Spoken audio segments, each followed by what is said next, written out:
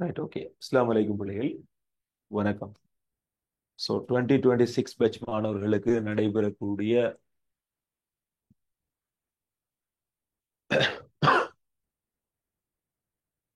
Energetics theory வகுப்போட முதலாவது கிளாஸ்ல நாங்கள் ஜாயின் பண்ணிக்கிறோம். ஸோ இந்த எனர்ஜெட்டிக்ஸ் தியரி வகுப்பு உங்களுக்கு எப்படி நடக்க போகுது அப்படின்னு சொன்னால், திங்கள் திங்கள் இரவு 9 மணில இருந்து இரவு 10:30 மணி வரைக்கும், அதே போல செவ்வாய் இரவு 7 மணில இருந்து இரவு 9 மணி வரைக்கும். ஸோ இந்த 2 நாட்களும் உங்களோட எனர்ஜெட்டிக்ஸ் தியரி நடைபெறும். சரி.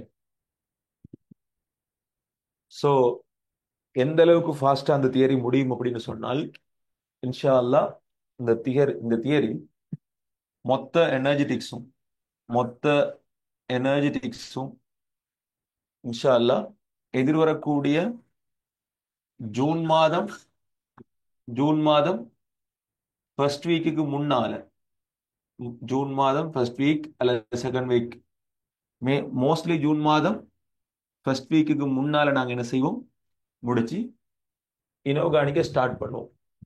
ஸோ வேகமா தான் செய்வோம். சரி, நிறைய டைம் எடுக்க மாட்டேன், வேகமா செஞ்சு கொண்டு போவேன். ஸோ எங்களோட எனர்ஜெட்டிக்ஸ் இன்னைக்கு இன்ட்ரோ கிளாஸ்ல தான் நீங்க வந்திருக்கிறீங்க. மோலா டே 1 இன்ட்ரோ கிளாஸ்ல தான் நீங்க இன்னைக்கு வந்திருக்கிறீங்க. ஸோ இன்ட்ரோ கிளாஸுக்கான லிங்க் எல்லாருக்கும் ஃப்ரீயா கிடைச்சிருக்கு. சரி, ஆனால் அடுத்தடுத்த வகுப்புகள் இது ஒரு பெய்ட் கிளாஸ். கேஸஸ் தான் உங்களோட ஃப்ரீ ஃப்ரீ கிளாஸ், ஆனால் இது ஒரு பெய்ட் கிளாஸ். சரி, ஸோ இதுல அடுத்தடுத்த வகுப்புக்கான லிங்க் உங்களுக்கு தொடர்ச்சியாக நீங்க ஜாயின் பண்ணணும்னு சொன்னால், ஃபுல் யூனிட்டுக்குமான பேமெண்ட் எவ்வளவு, கம்ப்ளீட்டா இந்த முழு அலகையும் படிக்கிறது. சரி, ஃபுல் யூனிட்டுக்குமான பேமெண்ட் ஜஸ்ட் 2500 தான். சரி, ஸோ ஜஸ்ட் 2500 பேமெண்ட் நீங்க என்ன செய்யலாம், இந்த முழு அலகையும் இருக்கக்கூடிய இந்த 4 வார காலப்பகுதிக்குள்ளுக்கு கம்ப்ளீட்டா நீங்க முடிக்கலாம்.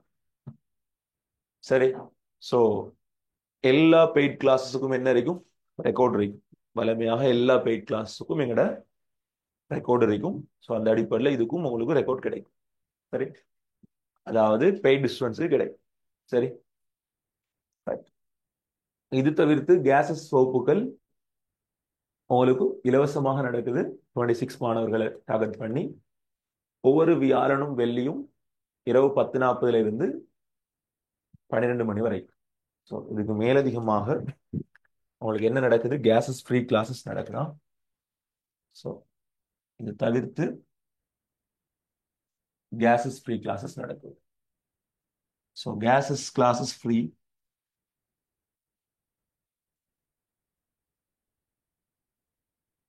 அது நீங்க எங்களோட வாட்ஸ்அப் சேனல் அல்லது டெலிகிராம் சேனல்ல ஜாயின் பண்ணியிருந்தாலே போதும்.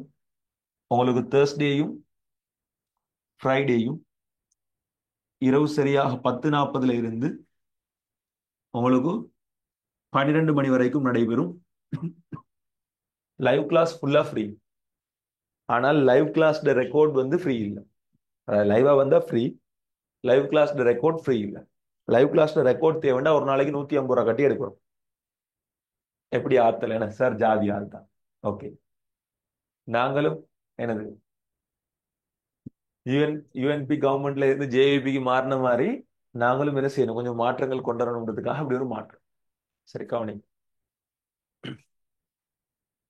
எனர்ஜெட்டிக்ஸ் அப்படின்னு சொல்லக்கூடிய பாடப்பரப்பை பொறுத்தமட்ட பிள்ளைகள், உங்களோட ஃபைனல் பேப்பர்ல 2 அல்லது 3 எம்சிக்யூ வரும்.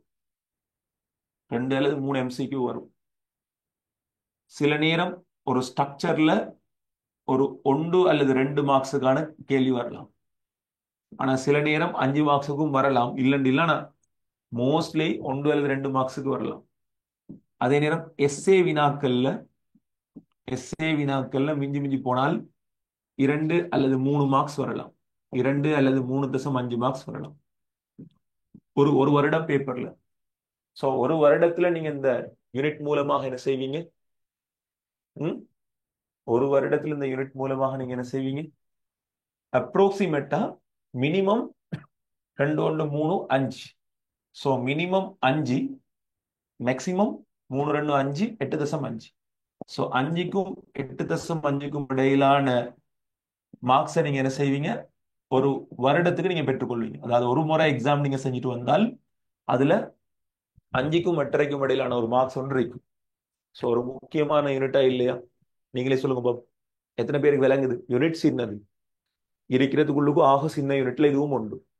ஆனா ஒரு முக்கியமான யூனிட். ஒரு ஃபைனல் பேப்பர்ல 5 மார்க்ஸுக்கும் 8.5 மார்க்ஸுக்கும் இடையிலன்றது ஒரு முக்கியமான யூனிட்.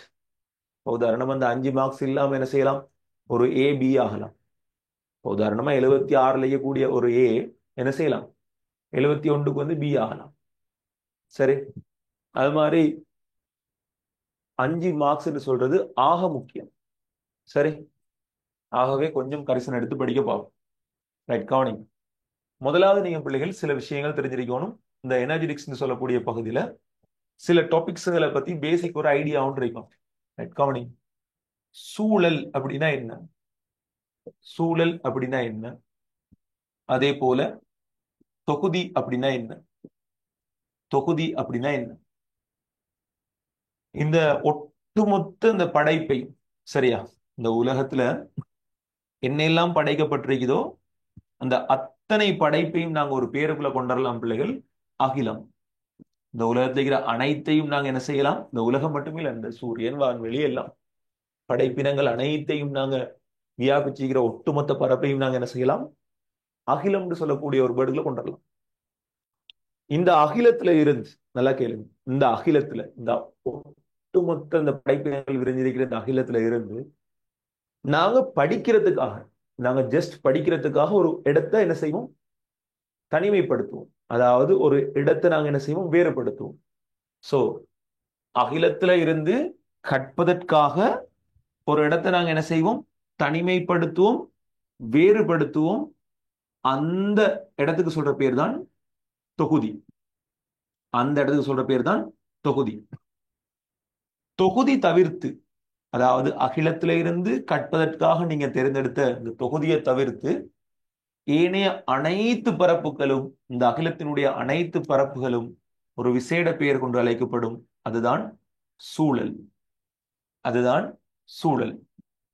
ஆகவே இந்த தொகுதியையும், இந்த தொகுதியையும் இந்த சூழலையும் வேறு பிரிக்கிற அந்த பிரிப்புக்கு, வேறு பிரிக்கிற அந்த கோடு, அந்த வேறு பிரிக்கிற அந்த பாயிண்ட், அதுக்கு நாங்க ஒரு பேர் சொல்லுவோம், எல்லை. அதுக்கு சொல்ற பேர் என்ன, எல்லை. பொதுவாக கெமிஸ்ட்ரி சொல்லும், ஒரு எல்லையினூடாக, ஒரு எல்லையினூடாக 3 விடயங்களோட பரிமாற்றம் இடம்பெறலாம். ஒரு எல்லையினூடாக 3 விடயங்கள் என்ன செய்யலாம், பரிமாற்றப்படலாம். ஒன்று சடம், இன்னும் ஒன்று வேலை, இன்னும் ஒன்று சக்தி, இன்னும் ஒன்று சக்தி. சரியா? இப்ப சிம்பிளா ஒரு உதாரணம் சொல்றேன் கவனி. இப்ப சிம்பிளா ஒரு உதாரணம் சொல்றேன் கவனி.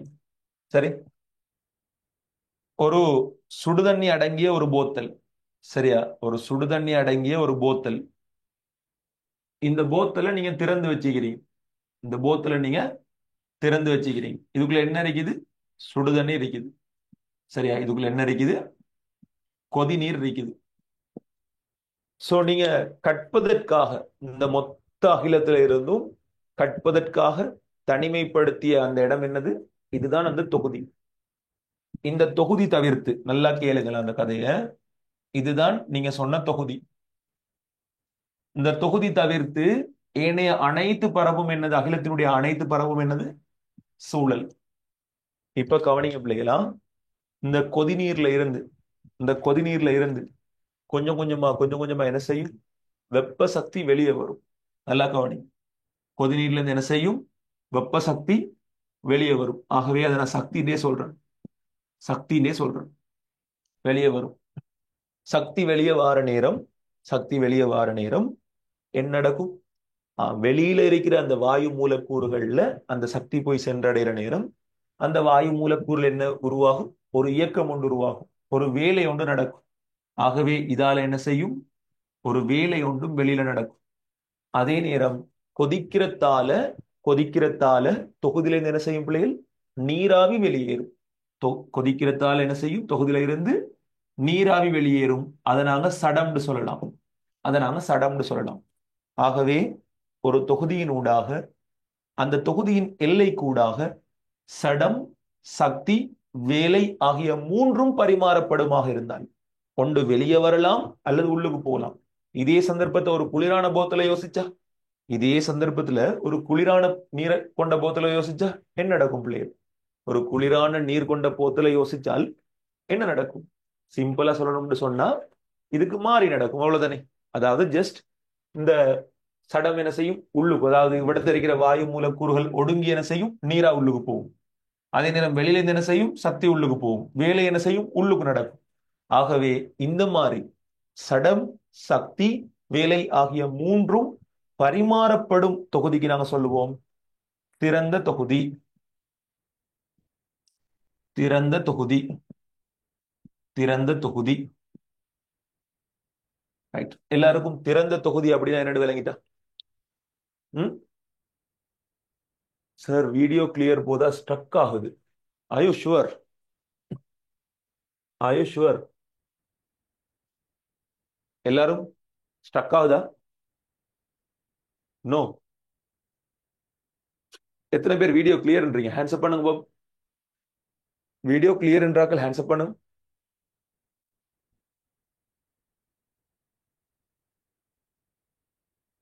Okay, wait a minute. Super கிளியர்ன்றீங்க. ஓகே, பரவாயில்ல பரவாயில்ல பரவாயில்ல. Two me minute. ஓகே.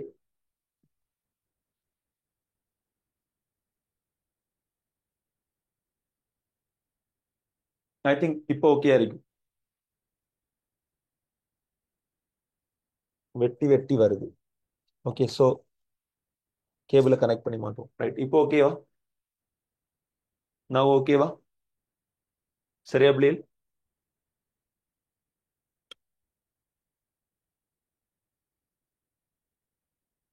சரி. ஆகவே இந்த தொகுதிக்கு நாங்க சொல்ற பேர் என்ன பிள்ளைகள்? திறந்த தொகுதி. சோ சோ ஒரு திறந்த தொகுதி கூடாக, ஒரு திறந்த தொகுதி கூடாக என்ன நடக்கும்? ரைட், ரெண்டு திசையிலையும் நாங்க அம்புக்குறி காட்டலாம். ரெண்டு திசையிலையும் நாங்க அம்புக்குறி காட்டலாம். சோ ஒன்று உள்ளுக்கு போகலாம் அல்லது வெளியே வரலாம். உள்ளுக்கு போகலாம் அல்லது வெளியே வரலாம். சோ சடம் வெளியே வரலாம், உள்ளுக்கு போகலாம். சக்தி வெளியே வரலாம், உள்ளுக்கு போகலாம். வேலை வெளியே வரலாம், உள்ளுக்கு போகலாம். இதுதான் என்னது பிள்ளைகள்? ஒரு திறந்த தொகுதி. சோ இது பேசிக்கா கேள்வியில வரும். இது பேசிக்கா உங்களுக்கு எம்சிக்யூ கூற்றுகள்ல வரும் பிள்ளைகள். திறந்த தொகுதியினூடாக சடம் மாத்திரம் மாற்றப்படும். சரியா பிள்ளை? இல்ல, திறந்த தொகுதியினூடாக சக்தியும் வேலையும் பரிமாறப்படும். அதே வேலை சடம் பரிமாறப்பட மாட்டாதுன்னு வரும். சரியா பிள்ளையா? இல்ல. சோ சிம்பிளா, சிம்பிளா என்ன நடக்கும்? ஒரு திறந்த தொகுதின்னு சொல்றது எல்லா விடயமும், ஒரு தொகுதி கூட பரிமாறப்படக்கூடிய அனைத்து விடயங்களும் என்ன செய்யும்?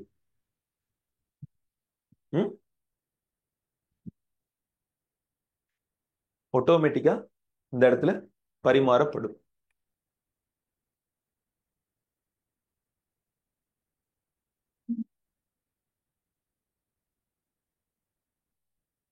சரி, ஒரு ஆள் போட்டிக்கிறாங்க. Thanks for not replying me sir. I trusted ஐஆஸ் sir will teach full unit completely and I made 10 of my students for join class skipping direct classes but proved he also normal like other teachers. நீங்க தாராளமா நேர்ல நீங்க யாருன்னு சொல்லி message போடுங்க, நான் உங்களுக்கு கட்டாயம் பதில் தாரேன். சரியா? நீங்க சத்தியமா இந்த கண்டெக்ட்ல இருந்த ஒரு ஆளா இருந்திருக்க மாட்டீங்க.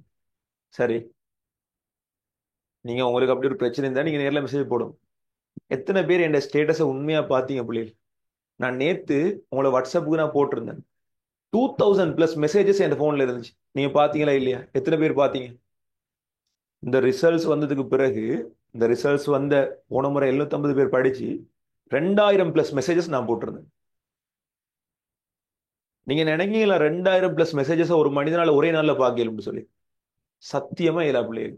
நான் விடிய விடிய கஷ்டப்பட்டு முழிச்சிருந்த ஒரு 300 மெசேஜை பார்த்துட்டு காலைல கொஞ்சம் ஒரு 4-5 மணிக்கு சுபோத்துலட்டு கொஞ்சம் தூங்கி எழும்பி ஒரு 10 மணி 11 மணிக்கு எழும்பிட்டு வேலை செய்ய பார்த்தால் அந்த 300 பேரும் திரும்ப நான் தந்த பதிலுக்கு ஓகே சார் போட்டிருந்தாலே திரும்பியும் 300 மெசேஜ் நிறைஞ்சிருக்கும். அப்ப திரும்பியும் எத்தனை வரும்? ம் திரும்பியும் எத்தனை வரும்? 2000 வரும். சோ என்னால ஏழுமான அளவு நான் 2 அட்மின் வச்சு வேலை செய்யறேன், நானும் வேலை செய்யறேன். அதை பொறுத்து ஒரு நாள் 2 நாள் அந்த பேஷண்ட் உங்கள்கிட்ட இல்லைன்னு சொன்னால் வாட் கேன் ஐ டூ? மத்தாக்கள் மாதிரி இப்ப நீங்க போட்ட மெசேஜ் எனக்கு மட்டும்தான் காட்டும். நான் மத்தாக்கள் மாதிரி அந்த மெசேஜ் என்ன செய்யலாம், இது எனக்கு நெகட்டிவா ஏற்படுத்தக்கூடிய மெசேஜ்னு சொல்லி ஸ்கிப் பண்ணிட்டு பேசாம போகலாம் பார்க்காம. ஆனா நான் வாசிச்சு காட்டுறேன். ஏனென்றால் நீங்க சொல்றது போல ஏண்டத்திலையும் ஒரு 10 வீத தவறு இருக்கலாம். அதுக்காக நான் என்ன செய்ய முடியாது, நீங்க சொல்ற பழியை ஏற்றுக்கொள்ள முடியாது. சரி, எத்தனை பேருக்கு இந்த சிச்சுவேஷன் விளங்குது பிள்ளைகள்? நான் சொல்ற நியாயம் விளங்குதா உங்களுக்கு? நீங்க சொல்ற தவறு நான் என்ன செய்யலாம், நீங்க என் மீது ஒரு தவறு சொல்றீங்க, நான் ஏற்றுக்கொள்வேன். ஆனால் நீங்க என் மீது சுமத்துற பழியை நான் ஏற்றுக்கொள்ள மாட்டேன். ஏன்னா இந்த சிச்சுவேஷன் விளங்கிக் கொள்ளும். சரி, ஓகே, நத்திங் டு வரி. உங்களுக்கு அப்படி பிரச்சனைன்னு சொன்னால் நீங்க தாராளமாக இந்த இடத்துல போய் படிக்கலாம், எந்த பிரச்சனையும் இல்லை. சரி, என்ன நம்புற ஒவ்வொருத்தருக்கும் என்ன செய்யணும்னு எனக்கு தெரியும், அந்த நம்பிக்கையை எப்படி காப்பாற்றணும்ன்ற எனக்கு தெரியும். ரைட், கவனி. சோ இதுதான் ஒரு திறந்த தொகுதி. சரி, இப்ப கவனிங்க பிள்ளைகள், இப்ப கவனிங்க. இதே மாதிரி ஒரு குளிரான ஒரு சூடான நீர் அடங்கிய போத்தல் இருக்கு. சரி, இதே மாதிரி ஒரு சூடான நீர் அடங்கிய போத்தல் இருக்கு. ரைட், கவனிங்க. ஒரு சூடான நீர் அடங்கிய போத்தல் இருக்கு. சரி, ரைட். இந்த போத்தல்ல பிள்ளைகள் இந்த அரைக்குது கொதிநீர், இந்த அரைக்குது கொதிநீர். இங்க ஸ்பெஷல் என்னன்னு சொன்னால் நீங்க இந்த போத்தலை மூடி வச்சிருக்கிறீங்க. சரியா, நீங்க இந்த போத்தலை என்ன செஞ்சுக்கிறீங்க, மூடி வச்சிருக்கிறீங்க. ரைட், மூடிட்டீங்க. இப்ப இந்த தொகுதியில என்ன நடக்கும்?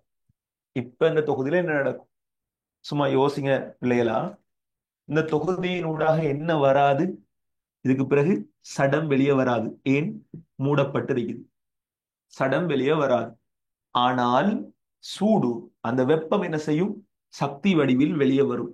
சோ சக்தி என்ன செய்யும், வெளியே வர பார்க்கும்.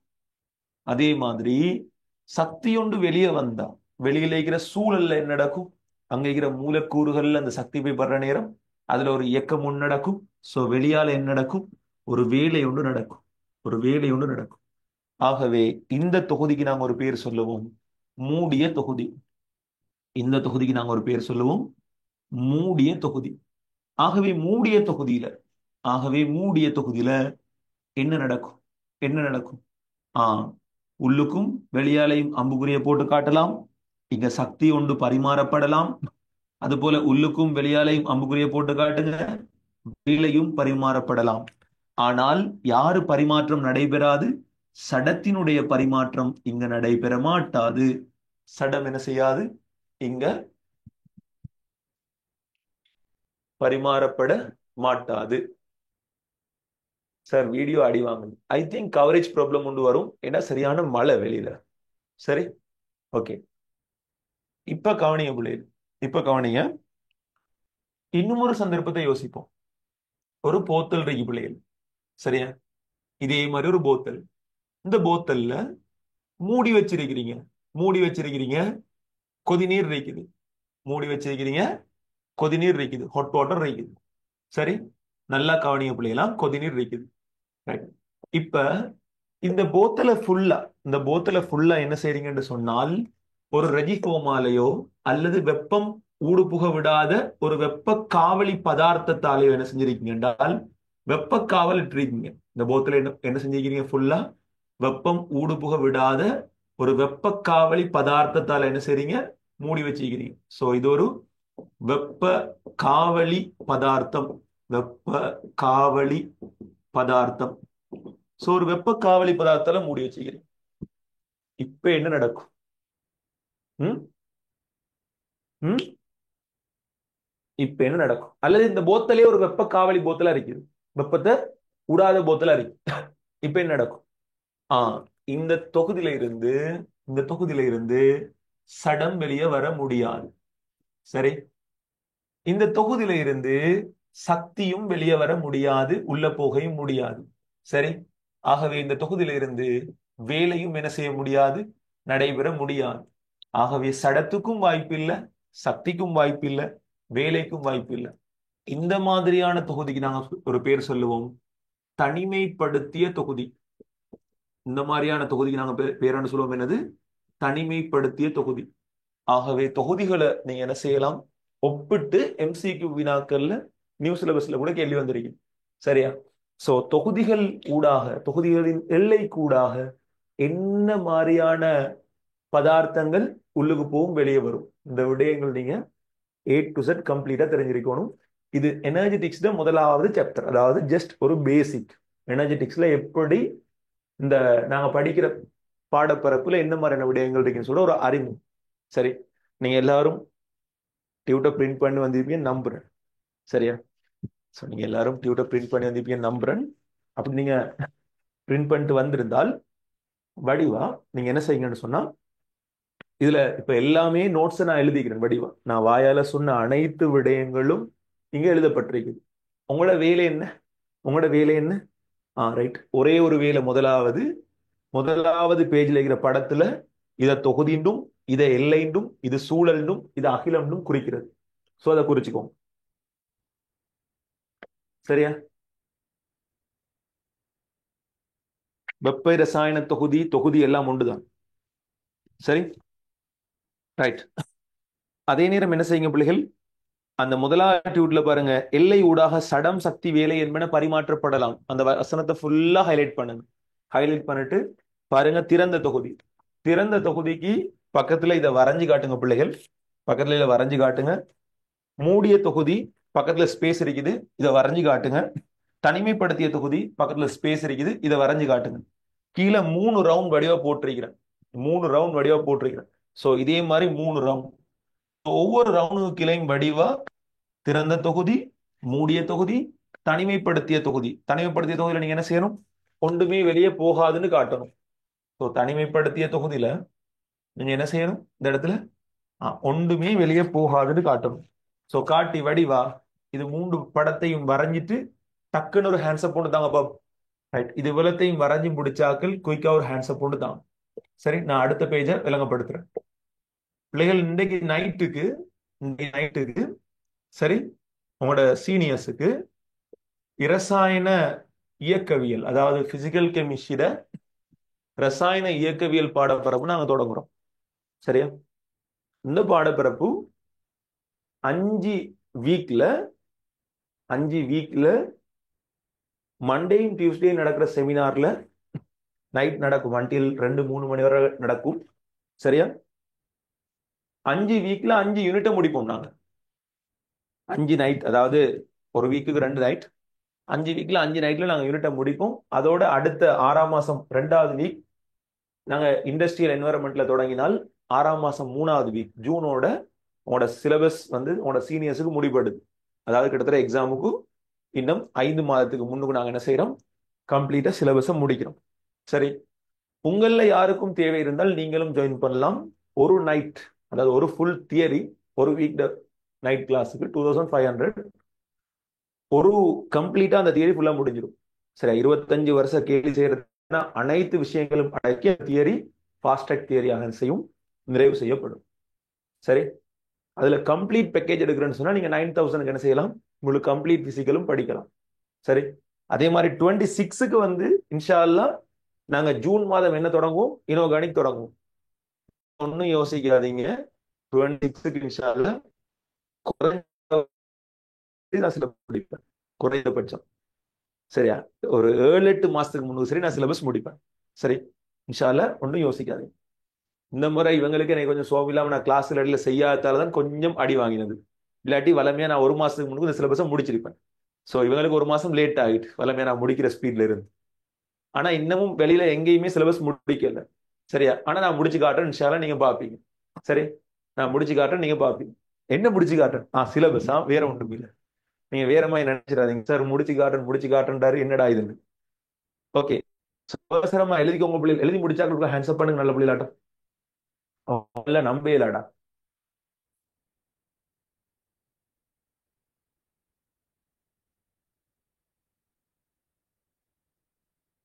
எழுதி முடிச்சாக்கள் ஹேண்ட்ஸ் அப் பண்ணுங்க.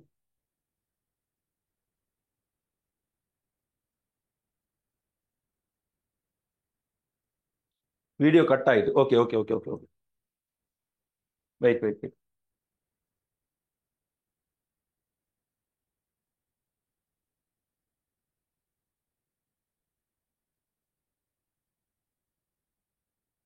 ஓகேவா?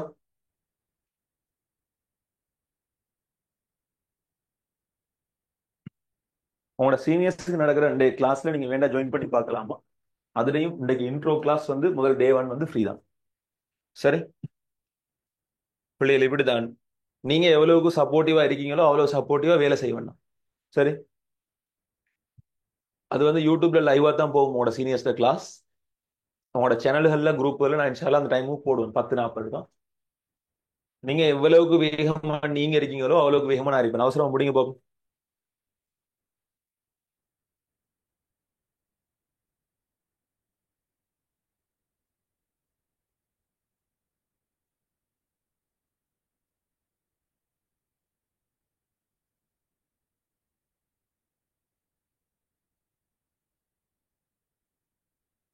ரைட், எழுதினாக்கள் ஹேண்ட்ஸ் அப் பண்ணுங்க. உங்களுக்கே விளங்குது தானே, கிளாஸ்ல ஒரு அரைவாசி பேர் சரி ஹேண்ட்ஸ் அப் பண்ணத்தான் எனக்கும் என்ன செய்யலாம், வேகமாக தாக்கலாம். 27 மண்டே வெனிஸ்டே தேர்ஸ்டே 3 நாளும் இரவு 7ல இருந்து 9 போகுது. 26 பேப்பர் கிளாஸஸ் இன்ஷால்லா இந்த 10ஆம் மாதம் முதல் உங்களுக்கு முதலாவது யூனிட்ல இருந்து ஆரம்பிச்சு 14ஆவது யூனிட் வரங்காட்டியும் அடுத்த 10ஆம் மாதம் வரைக்கும் நடைபெறும். உங்களோட சீனியர்ஸ்க்கு எப்படி செய்யணும் அதே மாதிரி கம்ப்ளீட்டா 25 வருஷம் பாஸ் பேப்பர் ஃபுல்லா முடிச்சு எல்லா யூனிட்டும் ஏ டு செட் ஃபுல்லா முடிச்சு 10 ஃபுல் மாடல் பேப்பர், அதுவும் எந்த தனித்துவமான மாடல் பேப்பர் செஞ்சு தான் அனுப்பணும் உங்களை எக்ஸாம். ஸோ நீங்க பயப்படவே வேணாம். சரி, ரைட். ஸோ நாங்க பேசிக் பாட்டை முடிச்சிட்டோம். Okay, right. இப்போ நாங்க அடுத்த பாட்டுக்கு வருவோம். ரைட், எனர்ஜெட்டிக்ஸ்ல அடுத்த பாட்டுக்கு வருவோம். ரைட், கவனிங்க. அடுத்த பேஜுக்கு வாங்க பிள்ளைகள். கவனிங்க. இப்ப நாங்க ஒரு விஷயம் படிச்சோம் அப்படித்தானே? ஒரு தாக்கத்தின் போது என்ன உருவாகுது, சக்தின்னு சொல்ற ஒரு விடயம் இருக்குது. ஒரு தாக்கத்தின் போது ஒரு தொகுதியில பரிமாறப்படுற கணியங்கள்ல சக்தியும் ஒரு முக்கியமான கணியம். சரி, சக்தியினுடைய பரிமாற்றம், சக்தியினுடைய இயக்கத்தை அடிப்படையாக வைத்து இரசாயன தாக்கங்கள் 2 வகையாக பிரிபடலாம். இரசாயன தாக்கங்கள் சக்தியினுடைய பரிமாற்றத்தை அடிப்படையாக வைத்து 2 விதமாக என்ன செய்யலாம், பிரிபடலாம். ஒன்று ஒன்று புறவெப்ப தாக்கங்கள், இன்னும் ஒன்று அகவெப்ப தாக்கங்கள். ஒன்று புறவெப்ப தாக்கங்கள், இன்னும் ஒன்று அகவெப்ப தாக்கங்கள். சரியா? ரைட். புறவெப்ப தாக்கம் அப்படின்னு சொன்னால், புறவெப்ப தாக்கம் அப்படின்னு சொன்னால் தாக்கம் நடைபெறும் கணத்தில், சரியா, தாக்கம் நடைபெறும் கணத்தில் தொகுதியிலிருந்து சக்தி என்ன செய்யும்டால் வெளியில வெளியேற்றப்படும். தொகுதியிலிருந்து சக்தி என்ன செய்யும், வெளியில வெளியே வரும். அகவெப்ப தாக்கம் அப்படின்னு சொன்னால் தாக்கம் நடைபெறும் கணத்துல தொகுதிக்குள்ளுக்கு என்ன செய்யும்டால் சூழல்ல இருந்து சக்தி உறிஞ்சப்படும். சோ தொகுதிக்குள்ளுக்கு என்ன செய்யப்படும், சூழல்ல இருந்து சக்தி உறிஞ்சப்படும். சோ வெளியில இருந்து சக்தி உள்ளுக்கு தொகுதிக்கு உள்ளுக்கு போனால் அது அகவெப்பம். அதே நேரம் உள்ளுக்கு இருக்கிற சக்தி வெளியால சூழலுக்கு வந்தால் அது என்ன பிள்ளைகள், அது புறவெப்பமாக இருக்கும். ரைட், கவனி. இப்ப இந்த இரசாயன தாக்கத்துல, சரி, இந்த இரசாயன தாக்கத்துல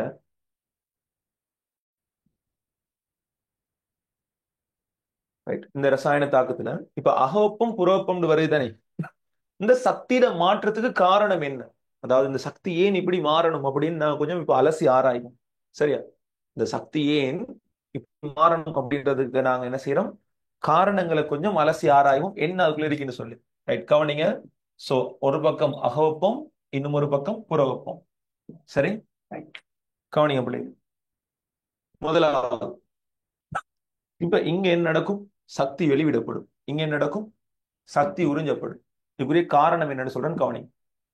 அகவெப்ப தாக்கங்களின் போது, அதாவது அகவெப்ப தாக்கங்களின் போது சக்தியை நீங்க எடுத்து பார்த்தீங்களாக இருந்தால் தாக்கி மூலக்கூறுகளின் சக்தியை விட சரியா?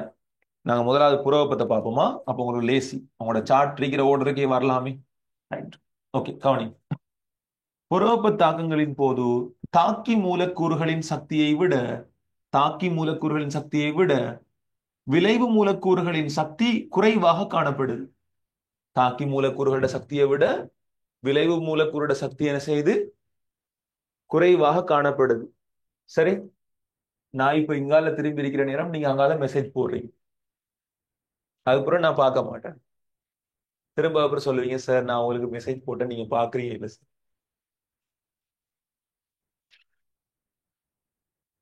திரும்ப அப்புறம் என்ன சொல்லுவீங்க? சார் நான் உங்களுக்கு மெசேஜ் போட்டேன் நீங்க பாக்குறீங்க இல்ல. உங்களோட எல்லா டவுட்டுக்கும் அயனாக்கள் சக்தி அகவப்போமா புறவப்போமா? கொஞ்சம் பொறுமையா இருங்க. கொஞ்சம் டியூட்டை பிரட்டி பாருங்க, வடிவா போட்டிருக்கிறேன். சரியா? கொஞ்சம் பொறுமையா இருக்கும். ஆ? இது இந்த உமாப்பட்ட பேர் இப்ப போய் சண்டை பிடிக்கிற மாதிரி, எனக்கு கல்யாணம் முடிச்சுட்டாங்க, எனக்கு பொண்டாட்டி வேணும், பொண்டாட்டி வேணும், பொண்டாட்டி வேணும்னா என்ன செய்வா அம்மா? உததான் தருவா. பொண்டாட்டி வேணும்னு சொன்னா முதல்ல என்ன செய்யணும்? நம்ம லைஃப்ல செட்டில் ஆகும். கொஞ்சம் பொறுமையா இருக்கும். சரியா? அவசரப்படக்கூடாது. சரி, கவனம். சோ சக்தியை எடுத்துக்கொண்டால் தாக்கி மூலக்கூறுகளோட சக்தி என்ன செய்யும்? விளைவை விட குறைவா இருக்கு. அப்ப யோசிங்க பிள்ளை, தாக்கில இருந்து தாக்கில இருந்து விளைவுகள் தோன்றும் போது, தாக்கில இருந்து விளைவுகள் உருவாகும் போது விளைவுகளோட சக்தி குறையணும் அப்படின்னு சொன்னால் தாக்கில இருக்கிற சக்தி என்ன செய்யணும்? தொகுதியில இருந்து வெளியேறணும். சோ சக்தி என்ன செய்யணும்? வெளியேற்றம் நடக்கணும். ஆனால் அகவப்பமாக இருந்தால் அகவப்பத்துல தாக்கிகளோட சக்தியை விட தாக்கிகளோட சக்தியை விட விளைவுகளோட சக்தி உயர்வா இருக்கு. விளைவுகளோட சக்தி உயர்வா இருக்கு. அதாவது தாக்கில இருந்து விளைவு உருவாகும் போது தாக்கில இருந்து விளைவு உருவாகும் போது பெரிய சக்தி விளைவு கொண்டு இருக்கணும் அப்படின்னு சொன்னால் வெளியால இருந்து என்ன செய்யணும்? இந்த தாக்கி மூலக்கூறுகள் சக்தியை உறிஞ்சணும். வெளியால இருந்து சக்தியை என்ன செய்யணும்? உறிஞ்சணும். இதுதான் மெயினா நடக்கிற கன்செப்ட். இதுதான் மெயினா நடக்கிற கன்செப்ட். ரைட், கவனிங்க. சார் அழகா அடம் பிடிச்சிங்க. ஓகே, பரவாயில்ல, பாப்போம். இப்ப கவனிங்க பிள்ளை. இந்த புறவெப்ப தாக்கத்தினுடைய சக்தி வரைபடம் எப்படி வரும்? இந்த புறவெப்ப தாக்கங்களுக்கான சக்தி வரைபடம் எப்படி வரும்? அகவெப்ப தாக்கங்களுக்கான சக்தி வரைபடம் எப்படி வரும்? சோ ரெண்டையும் பார்ப்போம். சோ ரெண்டையும் நாங்க என்ன செய்வோம்? ஒப்பிட்டு பார்ப்போம். சோ எக்ஸச்சில் நான் என்ன செய்யறேன்னு சொன்னால் தாக்கம் நடைபெறும் பாதை, அதாவது தாக்க பாதை அல்லது தாக்க ஆள்கூறுன்னு சொல்லலாம். சோ எக்ஸச்சில தாக்க பாதை அல்லது தாக்க ஆள்கூற குறிக்கிறேன். சத்தியமா சொல்றேன், கேள்வி வரலாம் இந்த பாட்டா. ஒரு அகவெப்ப தாக்கம் புறவெப்ப தாக்கத்துல எஸ்ஏ அல்லது ஸ்ட்ரக்சர்ல என்ன செய்யலாம்? உங்களுக்கு இதுல இருக்கக்கூடிய தாக்கி விளைவுகளுக்கான சக்தி வரைபடத்தை வரைய சொல்லி உங்களுக்கு கேள்வி வரலாம். அப்படி வந்தால் நீங்க எக்ஸ் அச்சு y அச்சுல என்னென்ன விடயங்களை குறிக்கணும்னு நீங்க கட்டாயம் தெரிஞ்சிருக்கும். ரைட், கவனிங்க. சோ y அச்சுல நான் சக்தியை குறிச்சு கொள்றேன். சோ கிலோ ஜூல்ல குறிச்சு கொள்றேன். இப்ப கவனிங்க பிள்ளைங்க. முதலாவது, யார சக்தி கூட? தாக்கிட சக்தி கூட. புறவெப்பமாக இருந்தால் யார சக்தி கூட? தாக்கிட சக்தி தான் கூட. அப்ப கவனிங்க. சோ தாக்கிக்கு தான் சக்தி கூட ஆரம்பத்துல. சரி, தாக்க ஆள்கூறுன்றது என்னது? தாக்கம் நடைபெற பாதை. சோ ஆரம்பத்துல யார் இருக்கும்? தாக்கி. தாக்கிக்கு சக்தி எப்படி இருக்கும்? கூட இருக்கும். சோ தாக்கிய இந்த இடத்துல குறிச்சிட்டேன். தாக்கிய இந்த இடத்துல குறிச்சிட்டேன். தாக்க ஆள்கூறு ஆரம்பத்துல தாக்கிட சக்தி குறவு. சோ ஆரம்பத்துல தாக்கி தான் இருக்கும். ஆரம்பத்துல தாக்கிட சக்தி குறவு. சோ தாக்கிய இடத்த குறிச்சிட்டேன். இது ரெண்டும் விளங்கிட்டா எல்லாருக்கும்? ஏன் தாக்கிய குறிச்சேன் இப்படின்னு சொல்லி, ஏன் தாக்கிய இப்படி குறிக்கிறேன்னு விளங்கிட்டா? சோ தாக்கி இங்க கீழையும் அங்க மேலையும் வரும். இது விளங்கிட்டா எல்லாருக்கும்? ம், ரைட். இப்ப கவனி கொஞ்ச நேரம் போக விட்டு தாக்க ஆள்குறுன்னு சொல்றது தாக்கம் நடக்கிற பாதை. தாக்கம் சரியாக நடந்தால் அடுத்ததாக என்ன செய்யும்? இங்கால பக்கம் விளைவு உருவாகும். ஆனால் விளைவிட சக்தி எப்படி இருக்கணும்? குறைவாக இருக்கணும். சோ தாக்கிட சக்தியை விட விளைவிட சக்தி குறைவா இருக்கணும். சோ இந்த அறைக்குது விளைவு, இந்த அறைக்குது விளைவு. இங்கேயும் தாக்கிட சக்தியை விட விளைவிட சக்தி எப்படி இருக்கணும்? கூட இருக்கணும். சோ தாக்க ஆள்கூறு முன்னிலையில, அதாவது தாக்கம் நடந்து கொண்டு போக்குல முன்னுக்கு என்ன உருவாகும்? விளைவு உருவாகும். ஆனா விளைவிட சக்தி என்ன இருக்கும்? தாக்கிட சக்தியை விட கூடுதலா இருக்கு பாருங்க. தாக்கிட சக்தியை விட கூடுதலா இருக்கு. ரைட், இப்ப கவனி. இப்ப தாக்கம் இப்ப தாக்கம் நடக்குதுன்னு வச்சால் நடக்குதுன்னு வச்சால் நல்லா இன்ட்ரெஸ்டிங்கா போகும் பாருங்க. நடக்குதுன்னு வச்சால் நாங்க நினைக்க கூடாது அண்ணா ரைட் தாக்கிலேருந்து விளைவு உருவாயிட்டு. நாங்க நினைக்க கூடாது தாக்கிலேருந்து விளைவு உருவாயிட்டு. ம் நாங்க நினைக்க கூடாது தாக்கிலேருந்து விளைவு டைரக்டா உருவாகுது அப்படின்னு சொல்லி. என்ன காரணம்? இந்த உலகத்துல என்னதான் தாக்கம் உண்டு இயல்பா நடந்தாலும், சரி, அந்த உலகத்துல எந்த ஒரு விஷயமும் சுயமா நடந்தாலும் எல்லா விடயத்துக்கும் ஒரு மறைமுகமான தடை இருக்கு.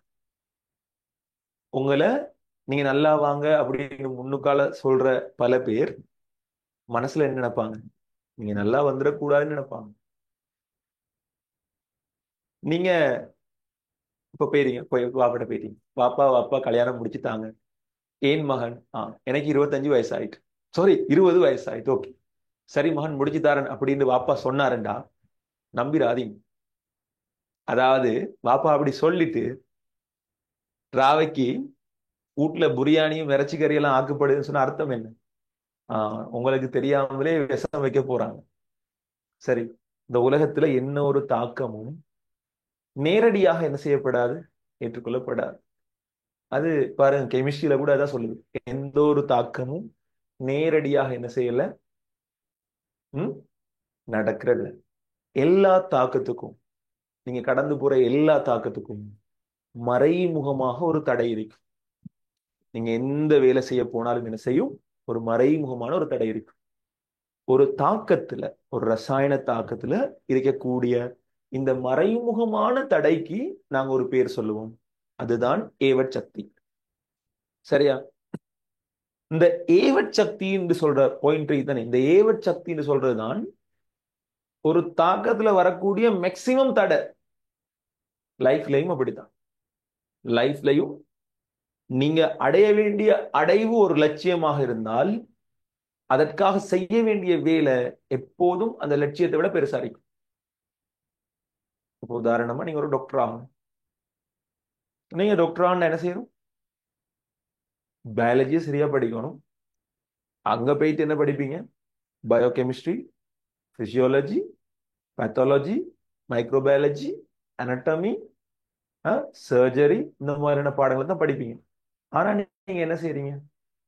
ஏ லெவல்ல அதை விட டஃப் கொடுத்து பிசிக்ஸையும் படிக்கிறீங்க, கெமிஸ்ட்ரியும் படிக்கிறீங்க, பயாலஜியும் படிக்கிறீங்க. ஆனா நீங்க நினைச்சிட்டு இருக்கிறீங்க என்னத்துக்கு கெமிஸ்ட்ரி படிக்கிறேன்.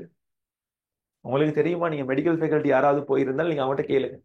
ஃபர்ஸ்ட் இயர்ல ஃபர்ஸ்ட் செமஸ்டர்ல இன்ஆர்கானிக் கெமிஸ்ட்ரி இருக்குது. ஃபர்ஸ்ட் இயர் ஃபர்ஸ்ட் செமஸ்டர்ல ஆர்கானிக் கெமிஸ்ட்ரி இருக்குது.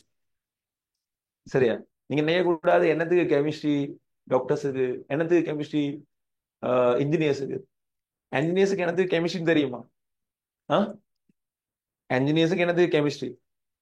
ஒரு என்ஜினியர் உதாரணமாக நான் சும்மா சொல்றேனே, ஒரு என்ஜினியர் ஒரு மெயினா ஒரு அட்டமிக் ரிசர்ச்ல ஈடுபட போறாரு. ஒரு என்ஜினியர் மெயினா ஒரு அட்டமிக் ரிசர்ச்ல ஈடுபட போறாரு. அல்லது ஏதாவது ஒரு ஒரு ஒரு கம்பவுண்ட் ஒன்று என்ன செய்ய போறாங்க, என்ஜினியரிங்ல மோடிஃபை பண்ண போறாங்க. இப்ப தெரியாம பக்கத்துல சோடியமும் இருக்குது, நீரும் இருக்குது. கெமிஸ்ட்ரி தெரியாட்டு என்ன செய்வாரு? ரெண்டையும் கலக்க வேண்டிய, இப்ப உதாரணமா ரெண்டையும் கலந்து ஒரு வன்கார கரைசல் எடுக்க வேண்டிய தேவை இருக்குது. எண்ணெயோ வச்சு எடுக்க வேண்டிய தேவை இருக்குது. உதாரணமா சொல்றேன், ஒரு இன்ஜினியர் ஒரு லேப்ல போய் ஒரு ப்ராக்டிக்கல் செஞ்சு ஒரு விடயத்தை அவர் ஆராய்ச்சி செய்யற நேரம், ஒரு ஒரு விடயத்தை கண்டுபிடிக்க அவர் முயற்சி செய்யற நேரம் அவருக்கு ஒரு எண்ணெய் ஓச்சு கரைசல் தேவைப்படுது. லேப்ல வடிவா அடுக்கி வச்சிருக்கும் சோடியம், இங்கால நீர். கெமிஸ்ட்ரி தெரியாட்டு என்னது? இன்னாலில்லாஹி வைனா இலஹி ராஜு. சோடியத்தை எடுத்து நீருக்குள்ள கையில வச்சுட்டு போட்டுறாரு. எண்ணெயை வச்சு வர போகுது. அந்த பாட்டொன்றை தெரியுமா? அகிலத்தின் வாழ்வை முடித்தாரே, அகிலத்தின் வாழ்வை முடித்தாரு. அந்த பைக்ல எல்லாம் போய் எக்ஸிடென்ட் பட்டோடனே பறக்கல அந்த ரெண்டு விங்ஸ் கொடுத்து போடுவாங்க சாவுராக்களுக்கு. சும்மா அப்படியே சுத்தி எனது உலகத்தையும் சுத்தி அப்படி ஒரு ரவுண்டு போகும் வெளியே. அது மாதிரி தான் இருக்கு. ஸோ நடைமுறை ரீதியாக என்ன செய்யப்படும்? என்ஜினியர்ஸுக்கும் கெமிஸ்ட்ரி தேவைப்படும். மெடிக்கல்ல என்னதுக்கு பிசிக்ஸ் தேவைப்படுது? மெடிக்கல்ல என்னத்துக்கு பிசிக்ஸ் தேவைப்படுது? ம் உங்களுக்கு தெரியுமா? மெடிக்கல் பிசிக்ஸ்னு ஒரு பாடம் இருக்கு. மெடிக்கல் பிசிக்ஸ்னு ஒரு பாடம் இருக்கு. நீங்க படிக்கிறீங்க தானே டெசிபல். அந்த டெசிபல் தான் காது கேட்கிற இயலாம போராக்களுக்கு இந்த மெஷின்ல செட் பண்றது. நீங்க படிக்கிறீங்களே ஊசல்ட அலைவு காலம். நீங்க படிக்கிறீங்க ஊசல்ட அலைவு காலம் ஒத்தாவத்தை. அதுதான் இந்த பேஸ் மேக்கர்ல இருக்கிற அடிப்பு. மெடிக்கல்ல நீங்க கேக்குறீங்களா என்னத்துக்கு? பிசிக்ஸ் என்னத்துக்கு கேட்கிறேன்னு கேட்டால் அது மாதிரி ஒரு சர்ஜரியின் போது ஒரு சர்ஜரியின் போது ஒரு ஆள்ட தொடை எலும்பு வெடிச்சிருக்கு. அப்ப பிளேட் வைக்க போறாங்க. பிளேட் வைக்க போற நேரம் புவியீர்ப்பு மையத்துக்கு ஏற்ப அவருக்கு நடக்கக்கூடிய மாதிரி இது சரியா ஒட்டணும்டால் அதுக்கு ஏத்த மாதிரி கிராவிட்டியை என்னது மெயின்டைன் பண்ணி தான் அந்த சர்ஜரியில் என்ன செய்யணும், அந்த பிளேட்டை அந்த இடத்துல பொருத்தணும். இப்போ உதாரணமா கைக்கு ஒரு கை உடைஞ்சிட்டு ஒரு பேண்டோட போட போறாங்க. அப்ப என்ன செய்யணும்? பிசிக்ஸை பயன்படுத்தி அதுக்கு ஏத்த மாதிரி இந்த கையில வளைவு வராம இது வராம தாக்கணும். அது மாதிரி இப்போ உதாரணம் ஒரு ஆளை கூட பெட்ல படுக்க வைக்கிறாங்க. நீண்ட நாள் படுக்க வச்சா என்ன செய்யும்? அமுக்கத்தின் காரணமாக அவர் தூங்கிட்டு இருக்கிற ஒரு ஏரியால என்ன செய்யும்? பிரஷர் அல்சர் அல்லது பிரஷர் சோர்ஸ் உருவாகும். சோ அப்படி பிரஷர் அல்சர் உருவாகினால் மேலெல்லாம் என்ன செய்யும்? புண் வரும். சோ அதுக்காக தான் என்ன செய்யறாங்க? மெடிக்கல்ல பிசிக்ஸ் வருது. சோ நீங்க படிக்கிற எல்லா பாடமும் என்னது உங்களுக்கு முக்கியம். உங்களுக்கு முக்கியம். ஒரு சிரிஞ்சில ஒரு சிரிஞ்சில நீங்க செலுத்துற மருந்துல எவ்வளவு பிஹெச் இருக்குன்னு நீங்க தெரிஞ்சிருக்கணும். சில ஆட்களுக்கு பிஹெச் அலர்ஜி இருக்கும். சில ஆட்களுக்கு பிஹெச் அலர்ஜி இருக்கும். சில ஆட்களுக்கு அமிலமான ட்ரக்ஸ்களை அமிலத்தன்மை வாய்ந்த ட்ரக்ஸ்களை செலுத்திடலாம். ஸோ அதுல எவ்வளவு பிஹெச் இருக்குன்னு நீங்க கணக்கு தெரிஞ்சிருக்கணும். இதெல்லாம் மெடிக்கல்ல வரக்கூடிய பகுதிகள். சரி, ரைட், கவனிங்க. அப்ப எந்த ஒரு தாக்கமும் என்ன செய்யாது பிள்ளைகள், நேரடியாக நடக்காது. மறைமுகமாக ஒரு பெரிய தடையை தாண்டி வரும். அதுதான் அந்த பெரிய தடை தான் ஏவட் சக்தியோட டாப். தாக்கிலிருந்து விளைவுக்கு டிரெக்டா வந்திருக்கலாம். ஆனால் இது ஒரு பெரிய தடையை கடந்து தான் என்ன செய்யணும்? இந்த விளைவை போய் அடையணும். தாக்கிலிருந்து விளைவுக்கு டிரெக்டா வந்திருக்கலாம். ஆனால் எல்லாத்தையும் விட ஒரு பெரிய தடையை கடந்து தான் என்ன செஞ்சிருக்கணும்? இந்த விளைவை அடைஞ்சிருக்கணும். ஆகவே இந்த கிராஃப்ல நிறைய பேருக்கு ஒரு தெளிவு ஒன்று இல்லை. எதிர்காலத்துல ப்ரொஃபசர் இப்படியும் கேட்கலாம். ஒரு தாக்கத்தின் போதான நடைபெறும் ஒரு தாக்கத்தின் போது நடைபெறும் சக்தி மாற்றத்தில் தாக்கிகள் தாக்கிகள் விளைவுகளை காட்டிலும் உச்ச சக்தியை கடந்து வந்திருக்கலாம். உதாரணமா சொல்றேன்னா, அகவெப்ப தாக்கம் ஒன்றில் ரசாயன தாக்கம் நடைபெறும் போது தாக்கிகள் மறைந்து விளைவுகள் தோன்றும் சந்தர்ப்பத்தில் விளைவுகளை காட்டிலும் உச்ச சக்தியை கொண்ட ஒரு பாதை கூட என்ன செஞ்சிருக்கலாம், தாக்கம் நடைபெற்றிருக்கலாம்னு வரலாம். மண்டையை போட்டு சும்மா அந்த மாதிரி குழப்பும். அந்த இடத்துல என்ன சொல்ல வர்றாரு? அவர் சொல்ல வர்றார் விளைவை விட சக்தி கூடின. இப்ப உதாரணம் அகவப்புன்னு சொன்னா விளைவு தான் சக்தி கூட. அவர் சொல்ல வர்றார் விளைவை விட சக்தி கூடின ஒரு பாதை கூட என்ன செஞ்சிருக்கலாம், இந்த தாக்கம் நடக்கலாம்னு சொல்றாரு. பக்காவா சரி. ஆனா நீங்க இதே விஷயத்தை எத்தனையோ பேர்ட்ட படிச்சிருப்பீங்க. ஆனா இவ்வளவு தூரம் யோசிக்க மாட்டீங்க. எத்தனை பேருக்கு அது விளங்குது நான் சொன்னது? எத்தனை பேருக்கு நான் சொன்னது உண்மைண்டு படுது? நீங்க இதே விஷயத்த ஓ லெவல்லையும் படிச்சீங்க, ஏ லெவல்லையும் எத்தனையோ பேர்ட்ட படிச்சிருப்பீங்க. ஆனா இப்படி படிச்சிக்க மாட்டீங்க. என்னது? ஒரு தாக்கம் ஒன்றுல அகவெப்ப தாக்கமாக இருந்தாலும் சரி அல்லது புறவெப்ப தாக்கமாக இருந்தாலும் சரி, தாக்கி விளைவுகளை காட்டிலும் உயர்ந்த படிக்கூடாக என்ன செய்யலாம், ஒரு தாக்கம் போயிட்டு வரலாம். சோ இந்த அளவுக்கு நீங்க என்ன செய்யணும்? தெளிவா படிச்சாதான் ஏ லெவல்ல நீங்க கொடையாகலாம். சரி, இப்ப கவனிங்க. தாக்கி ஆரம்பத்துல இருந்த சக்தி, ஆனா அதை விட ஒரு கூட சக்தி கூட என்ன செய்யுது, இப்ப போயிட்டு வந்துச்சு.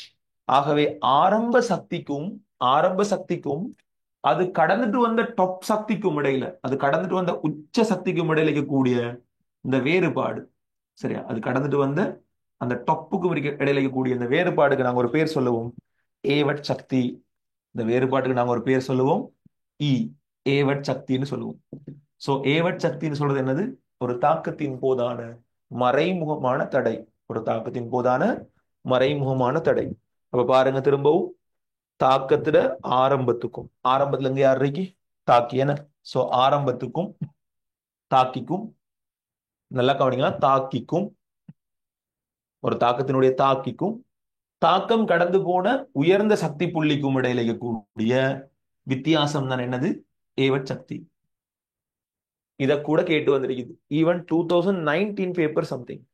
சரி, இத கூட புதிய சிலபஸ்ல கேட்டு வருவாங்க. எப்படின்னு சொன்னால், சில நேரம் சில நேரம் இந்த கிராஃப தந்து இங்க இருந்து இங்க வரையான சக்தி, இங்க இருந்து சும்மா சொல்றேன்னா, இப்ப இந்த இந்த மட்டத்தை எடுக்கிறேன், இங்க இருந்து விளைவு வரையான சக்தி. இப்ப உதாரணமா இத ஏ ஏ என்பது இங்கு ஏவட் சக்தியை குறிக்கும்னு சொல்லலாம். நீங்களும் பார்த்தோன்னு நினைப்பீங்க, ஓ சரி அப்படின்னு போட்டு போயிருவீங்க. ஆனா நீங்க உண்ட நல்ல மனசுல ஞாபகம் வைக்கணும், தாக்கத்தினுடைய தாக்கிக்கும் அது கடந்து வந்த உயர்ந்த சக்தி பாயிண்ட்டுக்கும் இடையில இருக்கிறது தான் என்னது? ஏவட் சக்தி. ஆனா இங்க யார் யார் கடல வந்திருக்குது? அது கடந்து வந்த உயர்ந்த சக்தியோட பாயிண்ட்டுக்கும் விளைவு இடையில வந்திருக்கு. ஆக இது ஏவட் சக்தியா? இல்ல, இது ஏவட் சக்தி இல்ல. தாக்கிக்கும் அந்த உயர்ந்த சக்தி பாயிண்ட்டுக்கும் இடையில இருக்கிறதா என்னது? ஏவட் சக்தி. அது நல்ல ஞாபகம் வச்சுக்கோங்க. ஏவட் சக்தியில கணிப்பு விளங்கிட்டா, ஏவட் சக்தியை எப்படி அளக்குறன்னு விளங்கிட்டா எல்லாருக்கும். அதாவது ஏவட் சக்தின்னு சொல்றது விளைவோட சம்பந்தப்பட்ட ஒன்று இல்ல, தாக்கிக்கும் தாக்கி கடந்து வந்து அந்த மேக்சிமம் பாயிண்ட்டுக்கும் இடையில தான் அளக்கும். சோ இது ஏவட் சக்தி இல்ல, ஆனா இது ஏவட் சக்தி. ஆன்சர் போனதாக விளங்கிட்டா? ஏவட் சக்தியோட பேசிக் கான்செப்ட் விளங்கிட்டா? ம் ஏவட் சக்தியோட பேசிக் கான்செப்ட் விளங்கிட்டா? சரியா? ஓகேவா? ரைட். இப்ப கவனிங்க, இப்ப கவனிங்க. சரி, ரைட். இப்ப கவனிங்க பிள்ளைகள். இங்க இங்க வெப்ப உள்ளுறை மாற்றம், வெப்ப உள்ளுறை மாற்றம் டெல்டா H சமன் எங்களுக்கு தெரியும், விளைவுகளோட சக்தியில இருந்து தாக்கிட சக்தியை கழிக்க வர பெருமானம். தாக்கிட சக்தியை கழிக்க வர பெருமானம் எங்களுக்கு தெரியும். விளைவுகளோட சக்தி குறைவு, தாக்கிகளோட சக்தி கூட. குறைஞ்ச பெருமானத்திலிருந்து கூடிய பெருமானத்தை கழித்தால் வரக்கூடிய பெருமானம் எப்படி வரும்? மறையில வரும். ஆகவே புறவெப்ப தாக்கத்துக்கான டெல்டா H பெருமானத்துல குறி என்ன? புறவெப்ப தாக்கத்துக்கு டெல்டா H குறியீடு எப்படி வரும்? மறை குறியீடா வரும். இங்க டெல்டா H வெப்ப உள்ளுறை மாற்றம், இங்க டெல்டா H வெப்ப உள்ளுறை மாற்றம் விளைவுகளோட சக்தியில இருந்து தாக்கிட சக்தியை கழிக்க வர்றதுக்கு சமன். விளைவுகளோட சக்தி சின்னன் அப்படியா? இல்ல, விளைவுகளோட சக்தி பெருசு, தாக்கிட சக்தி சிறிது. ஆகவே பெருசுல இருந்து சின்னத்தை கழிச்சால் என்ன வரும்? பிளஸ்ல வரும். ஆகவே அகவெப்ப தாக்கங்களுக்கான வெப்ப உலரை மாற்றத்துக்கான குறியீடு எப்படி வரும்? பிளஸ்ல வரும். அகவெப்ப தாக்கத்துக்கு வெப்ப உலரை மாற்றத்துக்கான குறியீடு எப்படி வரும்? பிளஸ்ல வரும். சரி, சோ இவ்வளவுதான் பேசிக்கா ஒரு புறவெப்ப தாக்கத்துக்கும் அகவெப்ப தாக்கத்துக்கும் இடையில இருக்கிற மெயினான வேறுபாடு. இது எல்லாருக்கும் விளங்கிட்டா? ஒரு ஹேண்ட்ஸ்அப் போட்டு தாங்க பாப்போம். இது எல்லாருக்கும் விளங்கிட்டா? ஒரு புறவெப்ப தாக்கம் ஒரு அகவெப்ப தாக்கத்திலிருந்து எவ்வாறு வேறுபடுது? நாங்க இன்னும் படிக்கணும் டீப்பா. எப்படின்னு சொன்னால், சிலபஸ்ல புறவெப்ப தாக்கங்களை எப்படி இனங்காணலாம், அகவெப்ப தாக்கங்களை எப்படி இனங்காணலாம், இதெல்லாம் படிக்கணும். அதெல்லாம் உங்க நோட்ஸ்ல போட்டிருக்கிறேன். ம் சோ உங்களோட பேஜ்ல 3வது பேஜ் எடுங்க பிள்ளைகள். வடிவம் மேல அழகா போட்டிருக்கிறேன். சக்தியின் அடிப்படையில் தாக்கங்கள் 2 வகைப்படுத்தப்படும்: புறவெப்ப தாக்கம், அகவெப்ப தாக்கம். சோ சக்தி வெளியிடப்படும், சக்தி உறிஞ்சப்படும். சோ அடுத்த பாயிண்ட் பாருங்க, அந்த அந்த சார்ட்ல 2வது பாயிண்ட் பாருங்க, விளைவுகளின் சக்தியை விட தாக்கியின் சக்தி உயர்வு. சோ இதை எழுதி காட்டுங்க. 2வது பாயிண்ட்ல கீழே இருக்கிற ஸ்பேஸ்ல இதை எழுதி காட்டுங்க. தாக்கிட சக்தி உயர்வு விளைவிட சக்தியை விட. ஆகவே தாக்கிலிருந்து விளைவு மாறுற நேரம் சக்தி வெளியிடப்படும். 2வது பாயிண்ட்ல இருக்கிற ஸ்பேஸ்ல இதை எழுதி காட்டுங்க. தாக்கிட சக்தியை விட விளைவிட சக்தி கூட. ஆகவே தாக்கிலிருந்து விளைவு வரும்போது சக்தி என்ன செய்யப்படும்? உறிஞ்சப்படும். எழுதி காட்டுங்க. கவனிங்க பிள்ளைகள், நேரத்துடன் தொகுதியின் வெப்பநிலை அதிகரிக்கும். ஏன்? ஏன்? இப்ப யோசிங்க. புரோபமாக இருந்தால் சக்தி வெளியே வர வெளியே வர வெளியே வர, அதாவது இந்த தொகுதிக்குள்ளுக்குள்ள இந்த சக்தியை செய்து அவுட் ஆக நடக்கும், வெப்பநிலை கூடும். நல்ல உதாரணம் சொல்லவா? நல்ல உதாரணம் சொல்லவா? அந்த காலத்து அந்த முட்டை பெல் பிரி தெரியுமா? மஞ்சள் கலர் சுருள் பெல். அந்த அந்த காலத்து மின், அதாவது இலை இலை மின் குமிழ் தெரியுமா?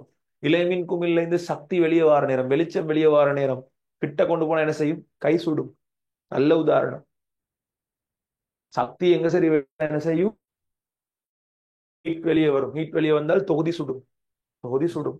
சரி, சோ நேரத்துடன் தொகுதியின் வெப்பநிலை அதிகரிக்கும், அங்கால நேரத்துடன் தொகுதி குளிர்ச்சி அடையும். சக்திக்கும் தாக்கு பாதைக்கும் இடையிலான தாக்க ஆள்கூறுக்கும் இடையிலான வரைவு. சோ இதை புற வெப்பத்துக்கு வரைஞ்சு காட்டுங்க பிள்ளைகள், இது அக வெப்பத்துக்கு வரைஞ்சு காட்டும். சோ கீழே உங்களுக்கு இருக்கிற பாக்ஸ்ல வடிவா டெல்டா ஹெச்சுக்கு டெல்டா ஹெச் என்ன செஞ்சுக்கோங்க, எழுதி காட்டுங்க. டெல்டா ஹெச் சமன் விளைவு மைனஸ் தாக்கி, இது விளைவிட பெருமானம் சின்னன், தாக்கிட பெருமானம் பெருசு, ஆகவே இது குறிமறை, இது குறிநேர். சோ இதை எழுதி முடிச்சாக்கள் ஹேண்ட்ஸ்அப் பண்ணுங்க. நாங்க அடுத்ததாக புறவெப்பம் அகவெப்பம் இடையிலான ஒப்பிட பார்ப்போம். சோ எங்களுக்கு அடுத்ததாக புறவெப்பம் அகவெப்பம் இடையிலான ஒப்பிட பார்க்கலாம்.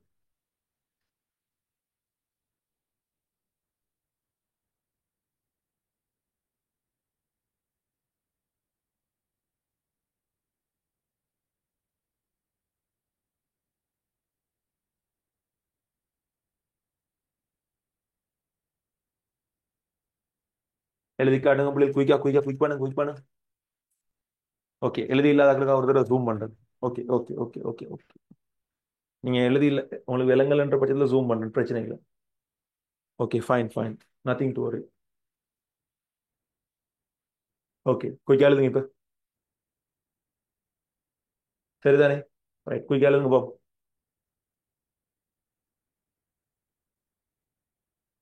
குயிக்கா எழுதுங்க. எழுதி முடிச்சாக்கள் நல்ல பிள்ளையாட்ட ஹேண்ட்ஸ் அப் பண்ணுங்க பிள்ளை. எழுதி முடிச்சாக்கள் நல்ல பிள்ளையாட்ட ஹேண்ட்ஸ் அப் பண்ணுவீங்க. நான் எல்லாரையும் ஹேண்ட் ஆன் பண்றேன்னா ரைட்டா, எல்லாரையும் ஹேண்ட் ஆன் பண்றேன். ரைட், எழுதி முடிச்சாக்கள் மட்டும் ஹேண்ட்ஸ் அப் பண்ணி வைங்க.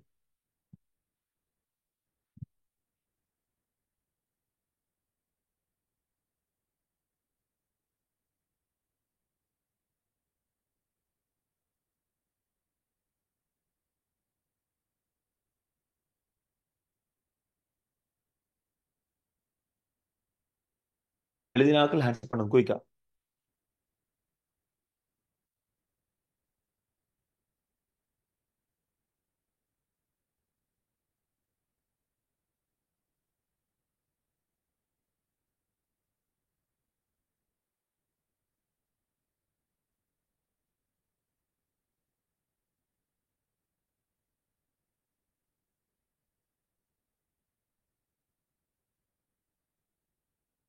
சரி குயிக் பண்ணுங்க, குயிக் பண்ணுங்க, அவசரமா நேரம் போகுது, குயிக்கா.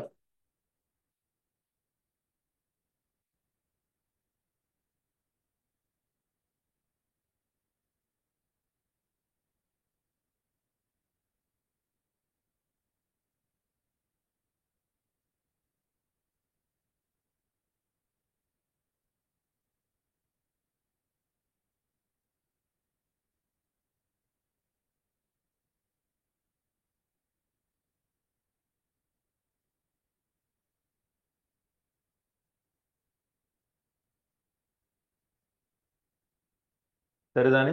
Right, okay. ஸோ இப்போ நாங்கள் என்ன செய்வோம்? ஸோ எங்களுக்கு இன்றைக்கு புறவெப்பம் அகவெப்பம் ரெண்டுக்கும் உதாரணம் பார்க்கலாம் போகும். எங்களுக்கு இன்றைக்கு அகவெப்பம் மட்டும்தான் பார்க்கலாம், என்னால் எங்களுக்கு நேர பிரச்சனை ஒன்று இருக்குது. ஸோ நாங்கள் இன்றைக்கு அகவெப்பத்தை பார்ப்போம். நாளைய கிளாஸ் பெய்ட் கிளாஸ் தானா, உங்களுக்கு கேசஸ் கிளாஸ் ஃப்ரீயாக தான் செய்கிறேன். Sorry for the inconvenience. எல்லா வகுப்பும் ஃப்ரீயாக செய்ய இயலாது. சரி, என்னால் நான் தான் சொல்லிக்கிறேனே, நான் ஒரு நல்ல டீச்சரா கேட்டால் நான் ஒரு நல்ல டீச்சர் இல்லை. ஏன்? ஆ, ஒரு நல்ல டீச்சர் என்ன செய்யக்கூடாது, ஒரு நாளும் தன்னுடைய கல்வியை விற்கக்கூடாது. ஆனால் நான் கல்வியை விற்கிறேன், ஆகவே நான் ஒரு நல்ல டீச்சர் இல்லை.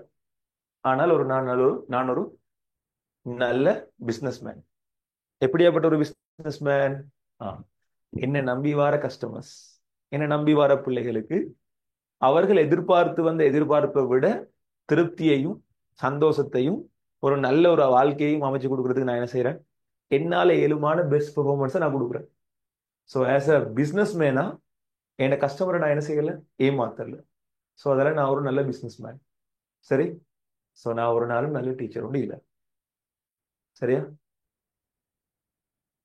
சரிங்க, ஒரு நல்ல டீச்சரை படிக்கணும்னா நீங்க படிங்க, பிரச்சனை இல்லை. சரி, இங்க மண் இருந்தா தான் என்ன செய்யலாம், விளைநிலம் இருந்தால்தான் பயிர் செய்யலாம். ஸோ முதல்ல நான் வாழணும், எனக்குரிய வாழ்க்கை தேவைகள் இருக்குது. ஸோ நான் வாழணும், நான் வாழ்ந்தால்தான் என்ன செய்யலாம், உங்களுக்கு நிறைய விஷயங்கள் நானும் செய்யலாம். ஸோ இந்த முறை அதால தான் கேஸஸையும் ஆர்கானிக்கையும் ஃபுல்லா ஃப்ரீ ஆக்கி விட்டேன். சரி, ரைட். கவனிங். இப்ப நாங்க கொஞ்சம் உங்களுக்கு இப்படி ஒரு ஆசை ஒன்று இருக்குதா? அதாவது நீங்க எங்க ஒரு தாக்கத்தை கண்டாலும் பார்த்த உடனே இந்த தாக்கம் அக வைப்போம், இந்த தாக்கம் புற வைப்போம் அப்படின்னு கண்டுபிடிக்க ஒரு ஆசை ஒன்று இருக்குதா? ஆ, உங்களுக்கு அப்படி ஒரு ஆசை ஒன்று இருக்குதா? அப்படி ஒரு ஆசை ஒன்று இருந்தால் அப்படி ஒரு ஆசை ஒன்று இருந்தால் அதுக்கான நேரம் தான் இது. அகவெப்ப தாக்கங்களை எப்படி எல்லாம் கண்டுபிடிக்கலாம்? சில ஷார்ட்கட் சொல்லித்தரேன்னு கவனிங்க. எங்கேயாவது எங்கேயாவது பிளஸ் மைனஸ் ஆக பிளஸ் மைனஸ் ஆக பிளஸ் மைனஸ் ஆக பிரிகை நடந்தால் அது பொதுவாக என்ன நடந்திருக்கும்? அகவெப்ப தாக்கம் தான் நடந்திருக்கும். அதாவது ஏற்றங்கள் ஒவ்வாத ஏற்றங்களாக பிரியறதுக்கு காரணம் என்னது? அகவெப்ப தாக்கம். இப்போ உதாரணமா அதுல ஒரு சப்ஹெட்டிங் பார்ப்போம். நாங்க ஒரு சிம்பிள் எக்ஸாம்பிள் பார்ப்போம். உதாரணமா நீரினுடைய கூட்டற்பிரிகை. நீருக்கு நீங்க சக்தியை கொடுத்து தானே என்ன செய்யணும்? கூட்டற்பிரிகை அடைய செய்யணும். அப்படி நீங்க நீருக்கு சக்தியை கொடுத்தால் உங்களுக்கு என்ன நடக்கும்? H பிளஸும் OH மைனஸும் கரைசல் வரும். சோ நீரினுடைய கூட்டற்பிரிகை என்னது? அகவெப்பம். அகவெப்பம்.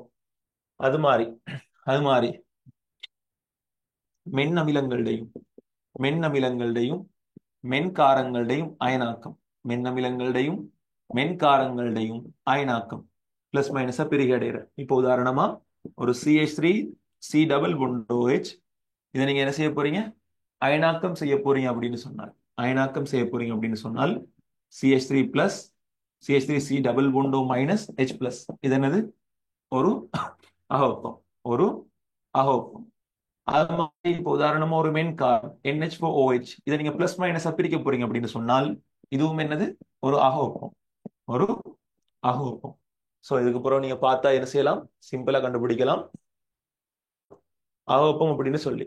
சரியா? அது மாதிரி உப்புகள் நீர்ல கரைகிறது. உப்புகள் நீரில் கரைகிறது. உப்புகள் நீரில் கரைதல். இப்போ உதாரணமா செப்பு சல்பேட்டை கொண்டு போய் நீங்க நீர்ல கரைக்கிறீங்கன்னு வைங்க. செப்பு சல்பேட்டை கொண்டு போய் நீர்ல கரைக்கிறீங்கன்னு வைங்க. இப்ப நீங்க அந்த கரைசலை நீங்க தொட்டு பார்த்தால் உங்களுக்கு என்ன செய்யும்? அது குளிரும். ஸோ செப்பு 2 + SO4 - அது என்ன செய்யும்? குளிரும். நீங்க தேவைன்னு சொன்னால் கல்லுப்பு எடுத்து நல்ல நிறைய எடுத்து கரைச்சி பாருங்க. கரைக்கிற நேரம் உங்களுக்கு அந்த கிளாஸ்ல ஒரு குளிர்ச்சி தன்மையை ஃபீல் பண்ணலாம். ஒரு எம்டி கிளாஸ் ஒன்று எடுத்து கல்லுப்பு நிறைய சேர்த்து நல்லா கரைச்சி பாருங்க. கரைக்கிற நேரம் உங்களுக்கு, அதாவது எப்படி நம்ம கரைக்கணும்? இன்னொரு ஆள்கிட்ட கொடுத்து கரைங்க. நீங்க போய் கிளாஸ் தொட்டு பாருங்க. ஏன்னா நீங்க கையில பிடிச்சி கரைக்கும் போது என்ன செய்யும்? வெப்ப இயக்கவியல் சமப்படுத்தும். அதெல்லாம் உங்களுக்கு விளங்காது ஹீட். இன்னொரு ஆள்கிட்ட கொடுத்து கரைச்சிட்டு நீங்க அந்த கிளாஸ் தொட்டு பாருங்க, உங்களுக்கு ஒரு கூல் ஒன்று இருக்கும். சாதாரணமா அதே டெப்ல இன்னொரு தண்ணியை பிடிச்சி ஒரு கிளாஸ்ல எம்டி தண்ணியும் ஒரு கிளாஸ்ல உப்பையும் கரைக்கிறீங்கன்னு சொன்னா ரெண்டையும் பிடிச்சி பாருங்க, உங்களுக்கு உப்பு இருக்கிற கரைசல் என்ன இருக்கும்? கையில ஒரு கூல் ஒன்று இருக்கும். நீங்க ஃபீல் பண்ணலாம். சரி.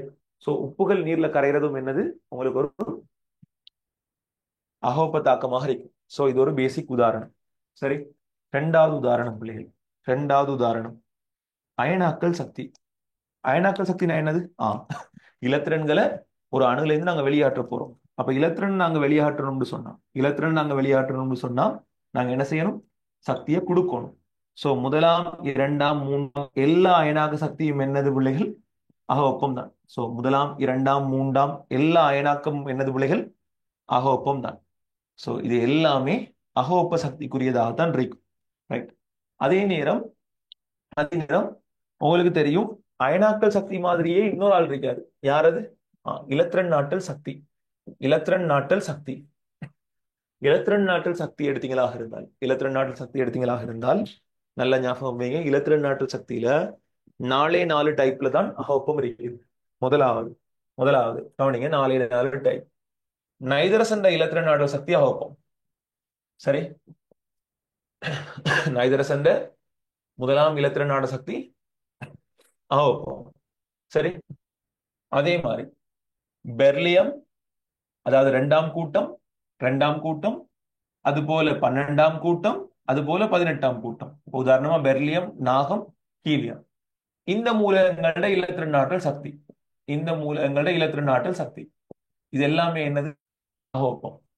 எல்லாமே என்னது? அகவெப்பம். அதாவது முற்றாக நிரம்பி இருக்கிற ஒரு இடத்துக்கு இலத்திரன் இதுக்கு பிறகு போறதுக்கு இயலா. இதுக்கு பிறகு இலத்திரன் போறதுக்கே இயலாம். சோ ஏற்கனவே ஃபுல்லா வைஃப் மாரால நிரம்பி போயிருக்கு வாழ்க்கை. இன்னொரு புதிய வைஃபை கொண்டு போய் சேர்க்கணும், என்ன செய்யணும்? நிறைய சக்தியை கொடுக்கணும் இந்த உலகங்களுக்கு எல்லாம். சரி, சோ அதான் கான்செப்ட். சோ நிரம்பின இடத்துக்குள்ளுக்கு புதுசா போய் சேர்றது கஷ்டம். சரியா? சோ ஆகவே இது ஒரு அகோப்பம். இது தவிர்த்து இது தவிர்த்து எல்லா மூலகங்களுக்கும் எல்லா மூலகங்களுக்கும் ரெண்டாம், மூன்றாம், இப்படி நாலாம், அஞ்சாம்னு போற இலத்திரன் ஆற்றல் சக்தி யாவும் அகோப்பம். எல்லா மூலகங்களுக்கும் ரெண்டாம், மூன்றாம், நாலாம், அஞ்சாம் எல்லா இலத்திரன் ஆற்றல் சக்தியும் என்னது? அகோப்பம். இதுல முதலாம் இலத்திரன் ஆற்றல் சக்தி அகோப்பம் யாருக்குன்னு பார்த்தால் இந்த நாலு நாலு டைப்புக்கும் மட்டும்தான். முதலாம் இலத்திரன் ஆற்றல் சக்தி அகோப்பம்னு பார்த்தால் அந்த நாலு டைப்புக்கும் மட்டும்தான் வரும். சரி, சோ அதை நல்லா ஞாபகம் வச்சுக்கொள்ள பாருங்க. இது தவிர்த்து இன்னும் ஒரு ஆள் இருக்காரு. யாருன்னு சொல்லுங்க பாப்போம். ஆ, இன்னும் ஒரு ஆள் இருக்காரு. யாரு? ரைட். இன்னும் ஒரு ஆள் பிணைப்பு பிரிகை அடையக்கூடிய சந்தர்ப்பங்கள். உதாரணமா பிணைப்பு பிரிகை நடக்கிற இடங்கள் கவனிங்களே. ரைட், பிணைப்பு பிரிகை நடக்கிற இடங்கள். சோ பிணைப்பு பிணைப்பு பிரிகை நடக்கக்கூடிய சந்தர்ப்பங்கள். பிணைப்பு பிரிகை நடக்கக்கூடிய சந்தர்ப்பங்கள். இந்த பிணைப்பு பிரிகை நடக்கக்கூடிய சந்தர்ப்பங்களை நீங்க எடுத்தீங்களாக இருந்தால், இந்த பிணைப்பு பிரிகை நடக்கக்கூடிய சந்தர்ப்பங்கள்லையும் என்னது? ஒரு பிணைப்பு உடைக்கணும். இப்ப ரெண்டு பேருக்கு இடையில கல்யாணம் ஒன்று நடந்திருக்கு. இந்த கல்யாணத்தை நீங்க என்ன செய்யணும் தம்பி? உடைக்கணும். Right, okay. இப்படி இந்த கல்யாணத்தை நீங்க உடைக்கணும்ன்ற முடிவு வந்தா நீங்க என்ன செய்யணும்? மேக்சிமம் ரெண்டு பேருக்கு இடையில என்ன செய்யணும்? ஒர்க் அவுட் கொடுக்கணும். இதெல்லாம் நம்மள பிள்ளைகளை சொல்லிக் கொடுக்க தேவையில்ல, நல்லா தெரியும். என்ன நம்மளும் வேறையா சொல்லிக் கொடுத்தா நாளைக்கு குடும்பங்கள் பாவம். அதுக்கு பிறகு மாமியார் மருமகள், மாமனார் மருமகன் சண்டை கூடிடும். சோ நம்ம நிறைய சொல்லிக் கொடுக்கறதுக்கு இல்ல.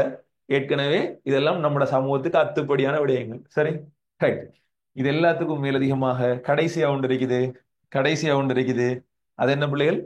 ஆஹ் இன்னும் ஒன்று இருக்கு. என்ன கடைசியா உங்களுக்கு கொண்டு போட்டிக்கிறேன். உங்களுக்கு எல்லாம் தெரிஞ்சது. ஒரு திண்மத்தை திரவமாக்கணும்டால், சரியா? ஒரு திண்மத்தை திரவமாக்கணும், ஒரு திரவத்தை ஆவியாக்கணும். அது மாதிரி ஒரு திண்மத்தை ஆவியாக்கணும். ஆகவே உருகல், உருகல், அது மாதிரி ஆவியாக்கல், அது போல பதங்கமாக்கல், இது எல்லாமே என்னது? அகவப்பம். இது எல்லாமே என்னது? அகவப்பம். சோ அகவப்பம்னு சொல்றது சும்மா சட்டப்படி சிம்பிளான ஆள். சரி, சோ கொஞ்சம் ஒர்க் அவுட் பண்ணினா எங்களுக்கு விளங்கும். இப்ப உங்களுக்கே விளங்குது. நாங்க மனசுல சிம்பிளா ஞாபகம் வச்சுக்கொள்ளலாம். சோ ஏ லெவல் பேப்பர்ல எந்த மாதிரி தாக்கங்கள் தார நேரம் அது அகோபமா புரோபமான்னு கண்டுபிடிக்கிறது எங்களுக்கு மிகவும் சுலபமான உண்டு. என்ன எங்களுடைய ஏ லெவல் சிலபஸ்ல இருக்குது, நாங்க எப்படி கண்டுபிடிக்கணும்னு சொல்லி. சரி, சோ இவ்வளவுதான் எனர்ஜெட்டிக்ஸ் டே ஒன் இன்ட்ரோ. இதை தொடர்ந்து நாங்க என்ன செய்யணும்? இதுல நாங்க புரோபத்தையும் படிக்கணும். அடுத்தடுத்ததாக நாங்க மிச்ச விஷயங்களை படிக்கணும். இன்ஷா அல்லாஹ் நாளைய தினம் 7 to 9 கிளாஸஸ் நடக்கும். நீங்க அவசரமா தியரி முடிக்கணும் அப்படின்னு சொன்னால் நான் அவசரமா முடிப்பேன். சரி, நீங்க ஒன்றும் யோசிக்க தேவையில்லை. நாங்க எவ்வளவு வேகமா முடிக்க இயலுமோ அவ்வளவு வேகமாக என்ன செய்வோம்? இந்த தியரி வகுப்புகளை நாங்க முடிப்போம். இன்ஷா அல்லாஹ் ஸ்டே வித் அஸ். என்னது? ஸ்டே டியூன்ட் அப். ஸோ எவ்வளவு நீங்களும் கோஆப்ரேட் பண்றீங்களோ அவ்வளவு ஃபாஸ்டா நாங்க முடிப்போம். ஸோ தேவையான மாணவர்கள் இந்த கிளாஸ்ல தொடர்ந்து படிக்கணும், வேகமா சிலபஸை முடிக்கணும்.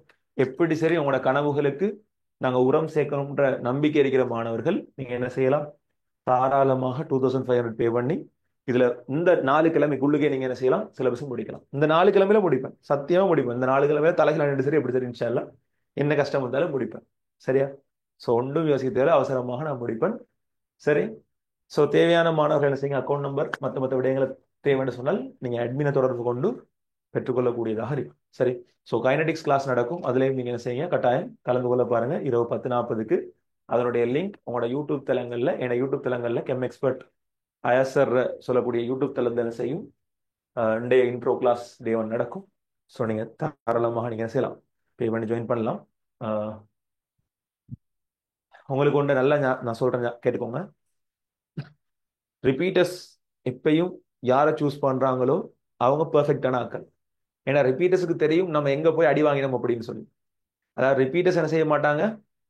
ஒரு நாளும் தங்களை ஏமாத்தி அடி வாங்கின இடத்துல திரும்ப போய் படிக்க மாட்டாங்க. சரியா? உங்களுக்கே தெரியும் ரிப்பீட்டர்ஸ் யாரை சூஸ் பண்றாங்க அப்படின்னு சொல்லி. அவங்க எல்லாருக்கும் தெரியுமா இல்லையா? எத்தனை பேருக்கு தெரியும்? இப்ப நடைமுறையில் இருக்கிற இந்த ஸ்ரீலங்காட கெமிஸ்ட்ரி இந்த ஆன்லைன் பிளாட்ஃபார்ம்ல அதிகளவான ரிப்பீட்டர்ஸ் யாரை சூஸ் பண்றேன்னு உங்களுக்கு தெரியுமா தெரியாதா? உங்களுக்கு நல்லா தெரியுமா தெரியாதா? நீங்க பாக்குறீங்க தானே டெய்லி? நீங்க டெய்லி பாக்குறீங்க எவ்வளவு பேர் வராங்கன்னு. சரி, ஸோ ரிப்பீட்டர்ஸ் மேக்ஸிமம் யாரை சூஸ் பண்றாங்களோ அவங்கள நீங்களும் பயப்படாம சூஸ் பண்ணுங்க. ஏன்னா ரிப்பீட்டர்ஸுக்கு தெரியும் யாரு ஏமாத்தினது, யாரு போய் சொன்னது, யாரு உண்மை செஞ்சான்னு சொல்லி. ஸோ போன முறை மேக்ஸிமமா செஞ்சு அனுப்பினேன், அதால தான் 690 பேர் யூனிவர்சிட்டி குவாலிஃபை. சரி, ஸோ இந்த முறையும் இன்ஷால்லா நான் மேக்ஸிமமா செஞ்சு அனுப்புவேன், என்னால ஏழுமான பெஸ்ட். சரி, ஸோ இன்ஷா அல்லாஹ் நாங்க என்ன செய்வோம், ஒருவரை ஒருவர் புரிந்து கொண்டால் அடுத்த கிளாஸஸ்ல சந்திப்போம். அஸ்ஸலாமு அலைக்கும். நன்றி. கட்டாயம் உங்களுடைய கமெண்ட்ஸுகளை, சரி, உங்களுடைய கமெண்ட்ஸுகளை இந்த வீடியோ யூடியூப்ல போட்டதுக்கு பிறகு இந்த வகுப்பு எப்படி இருந்துச்சு, உங்களுக்கு என்ன மாதிரி பிரயோசனம் வாய்க்க சொல்லக்கூடிய விடயங்களை அந்த யூடியூப் வீடியோ வந்து என்ன செய்யுங்க தெரிவிங்க, கீழே கமெண்டா போடுங்க. சரியா? அது இன்னொரு புள்ள பார்த்துட்டு படிக்கிறதுக்கு ஹெல்ப்ஃபுல்லா இருக்கும். சரி, சந்திப்போம்.